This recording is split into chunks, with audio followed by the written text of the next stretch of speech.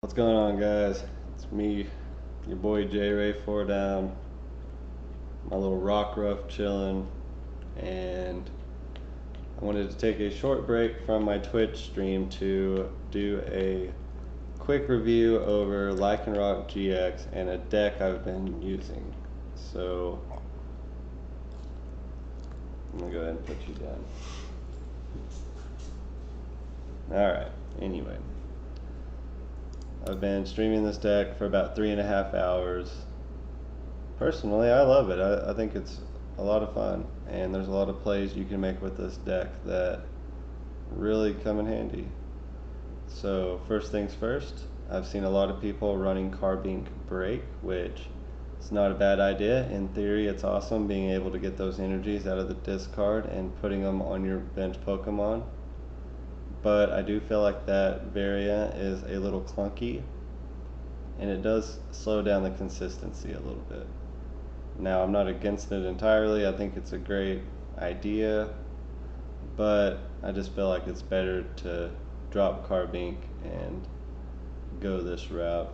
And with that being said, my Pokemon lineup is rather basic. I have a 4-1-3 line of Rockruff and Lycanroc. The one of being the midday form Lycanroc GX. Mostly you're going to be wanting to use this for crunch. That way you can get in there, discard an energy, and slow your opponent down. This deck, it does a lot of 2-hit KOs on the bigger EX and GX Pokemon, so it's nice to slow them down to keep you alive. And crunch does a great job of that. If they don't have energy, they can attack, so there you have it. And if that's not good enough for you, you can use Accelerock for 120 or Lycanfang GX for 200, and that's not including Choice Band and Strong Energy. So very solid card. It can do work, and gotta have it. If you're gonna be running this build, you want that card, at least one, no matter what. And then we have 3 Lycanroc GX from Guardians Rising. Not only is this the most badass artwork I've ever seen on a card since Mewtwo from Next Destinies, it has a wonderful ability. Just being able to use a Lysander by evolving a Pokemon is awesome, and that's what it does here. I'm sure most people know about it by now, but when you play this Pokemon from your hand to evolve one of your Pokemon during your turn, you may switch one of your opponent's bench Pokemon with their active Pokemon. So you have Lysander and an ability, and that gives you a lot of options. You can use that, try to bring forth a big EX or GX Pokemon and attempt to set up a 2-prize KO, or you can use it to stall your opponent, try to bring something forward, get it stuck out there. And then you have all these people now running stage 1 and stage 2 decks that require a lot of setup Pokemon, and what I've been doing is focusing on those decks and trying to use this ability as much as possible, as quick as possible, to go ahead and just completely screw your opponent over in regards to them getting their setup. There's a lot of small, weak Pokemon that are rather useless until they evolve, and that ability right there just does a great job of getting those out of the way for you. So that's a big help, and that's what makes this card so great. Then we have 2 Zygarde EX, big basic 190 hit point fighting type Pokemon. Great starter. It can put a lot of early pressure on. I mean, in theory, Lance Pulse, 20 more damage when a stadium's in play. There's 40 base damage. Strong Energy, Choice Band. You're hitting EX and GX Pokemon for 90 damage right off the bat. So, like I said, great starter. It puts a lot of pressure on your opponent. Gotta have it, I feel like. I feel like it's a must in most fighting decks. Then we have an Oranguru. Everybody knows about good old Oranguru by now. Just more draw power. I like it for the fact that when it's late game, your opponent goes to in you when you have one prize left and try to screw you up and leave you with one card. Your boy Oranguru comes through and saves the day. So that's my homie. He's bailed me out a few times, so got you, Oranguru. And then we have Tapu Lele. Now, I've been testing this deck a lot, like I've said, and I think it does need two. And I say that because number one, consistency, and number two, it really sucks when this thing gets prized or you have to lead with it as your only basic Pokemon in the beginning of a match and you don't get to use Wonder Tag, because Energy Drive is a pretty damn good attack, but it's all about using those Wonder Tags, and for that reason I would try to run two. 4 Crushing Hammer, 1 Enhanced Hammer. Everybody knows about the hammers. They're annoying, but they have great synergy with this Lycanroc. Whenever you're mostly getting 2-hit KOs on the bigger Pokemon, it's great to slow them down and make sure they can't be putting damage on your attackers. So getting rid of their energies, big plus, big plus. Escape Rope. Escape Rope's an interesting card for this deck because a lot of the times you can use that to not only disrupt your opponent, but you can use it to get yourself out of a bad situation. And oftentimes when you want to switch like that and you don't have a switch or a way to retreat, and you want your opponent's current active Pokemon to stay there, you can't do that with the Escape Rope because it kind of gives them an opportunity to get free themselves. So it combos rather well with Bloodthirsty Eyes. Being able to use Escape Rope, get yourself out of your bind, and evolving Rockruff and getting that ability moving, you can still manipulate their active spot, and it's pretty cool. I mean, you can do some big plays with this card. So 1 Escape Rope for sure. Field Blower, you gotta have it. Everybody knows what this card's doing as well. It's in every deck right now. I honestly think you could get away with running 2 of them in this deck for whatever reason you need it for, but you have to have at least 1. So we got it. And this is another interesting card for Lycanroc, Rescue Stretcher. Now, I personally think the Super Rod's the better card, since you can get the energy back and all that good stuff, but in a deck that has such a great ability in Lycanroc's Bloodthirsty Eyes, if you have one of those in your discard pile and a benched or active Rockruff that you're just needing to evolve or use that ability, this is great. You can put that Pokemon from your discard pile into your hand, and there you have it, another Lysander, essentially. So you can make a big play with that. I mean, you can Skyla for it. There's a lot of ways to use that card and get that ability moving.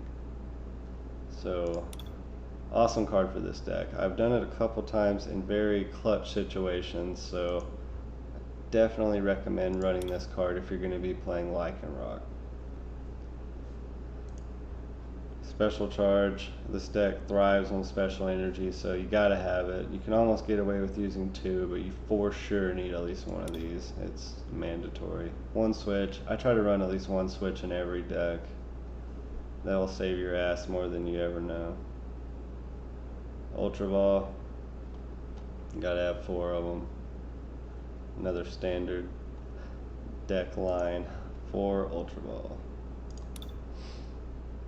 4 versus Seeker. Again, gotta have them. When they rotate, it's going to get interesting, but there's a lot of ways that we can replace those with this deck, so we'll see whenever the time comes on that. I run 3 Scorched Earth. They have saved me, actually. They have come through very clutch. Now, without the Super Rod, I don't have a way to get the basic fighting energies back into my deck, or my hand for that matter, but discarding them has worked out in my favor and has helped me get things that I need. So this is a great stadium for the deck. does well. You can use it to bump their stadiums, of course. So that's the stadium of choice right now for me, anyways. One Bridget. A lot of people have been using Bridget with all these stage 1, stage 2 decks out there, trying to get those set up Pokemon. It's always nice to lead with that, get 3 Rockruff right off the bat. So Bridget, she does great in this deck. Now, you don't have to have her, but I feel like for the way I've been playing, I've been trying to play very aggressively with this deck, and that helps tremendously. So we got Bridget. I still run 1 Lysander. I mean, it helps being able to versus Seeker form. If these are already all evolved and I just need to get that Lysander off, then we're still able to do that. So 1 Lysander, 3 in, 4 Sycamore, just to get better hands, a little disruption within, and good old Sycamore, trying to get that fresh hand to dig through, get everything you need. That's a must. Then we have Skyla. Skyla kicks ass in this deck, especially being able to get all the little pieces that you need. Like I was saying earlier with the rescue stretcher situation, if for some reason you just can't get Lysander and you have the Rockruff and you need to use that ability, Skyla can go grab this for you, and there you have it. So in a sense, in that situation, Skyla can be a Lysander. So she's great.